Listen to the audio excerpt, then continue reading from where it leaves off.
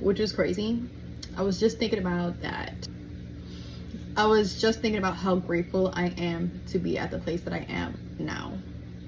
And the reason I say that is because I feel like sometimes we get to new stages in our life and we don't appreciate where we could have been 1 year ago, 2 years ago. And right now I'm so grateful for the bond I have with my family members. I think before I was scared to confide in my community, and I didn't want them to think that I was struggling and that I was going through a rough time. So I've built a community within my family members, which is crazy because you're like, Eddie, you've always had your family. Like, of course I did. But there was something in the back of my head that says that I couldn't rely on them. I couldn't tell them my burdens. I couldn't give them my grievances because I was the one that had to get things done first. You know, like I was the strong one, so I have to play the strong role even when I was going through the worst. And this last year has taught me that community, regardless of where they are and what stages of life you're going through, will always be there for you because family loves you unconditionally. Well, I'm grateful that my family loves me unconditionally, unless I murder someone, my mom will kill me. But my family loves me unconditionally. I'm so grateful for that. Because I know even if it's depression, even if it's a mental health thing, even if I feel like I don't want to be here tomorrow, they will help me get through it.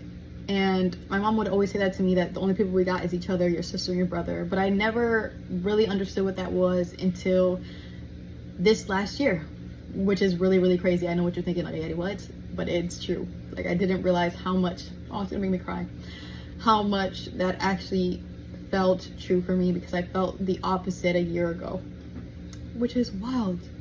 So I'm so grateful for that.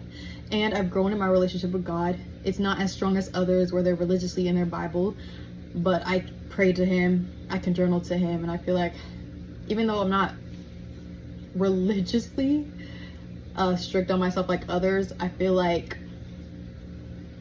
with yearly progress, I know I'm on the right track. If every year my connection gets stronger, if every year I build a new habit, if every year I am growing in that department of my spirituality, I don't care if it's not at the right time and the right place as yours. I don't care if I'm at the same place and the same spot as yours. As long as I'm here this year, but next year I'm a little bit higher, I don't care.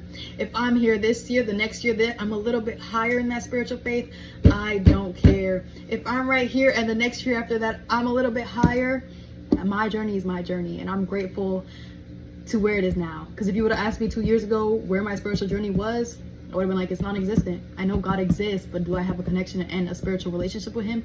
No. Now I'm at a point where I'm like, yo, I at least speak to him, I pray to him. Now, next year, the next goal is, now I gotta make up time, start spiritually worshiping in the Bible and going to church. Every year you make baby steps, and that's how you make it a consistent goal. But I gotta go. And then that's the other two things I gotta say.